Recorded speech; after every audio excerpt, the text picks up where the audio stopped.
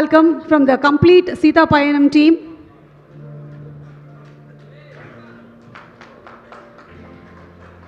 ఎంతమంది చేయగలుగుతారండి ఇలాంటి నిస్వార్థమైనటువంటి సేవ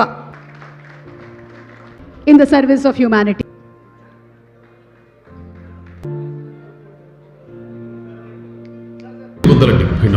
నాగపూర్లో వైద్య విద్య చదువుతున్నప్పుడు ఆయన నగర జీవితం సౌకర్యాలను బదిలి గడ్చిరోలు జిల్లాలోని మారుమూల అటవీ ప్రాంతమైన హేమల్ కాసాకు వెళ్లారు.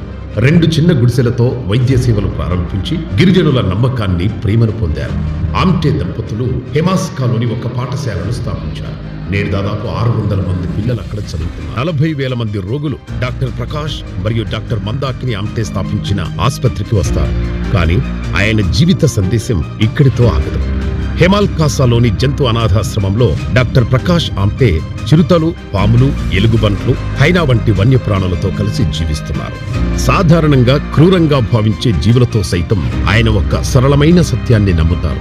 జంతువులు స్వభావతః క్రూరులు కావు. ప్రేమతో వ్యవహరిస్తే అవి కూడా ప్రేమతో స్పందిస్తాయి. గిరిజన సమాజాల ఆరోగ్యానికి తన జీవితాన్ని అంకితం చేసి అడవుల్లో సేవా జీవితం ఎంచుకున్న doctor Prakash Amte the real hero.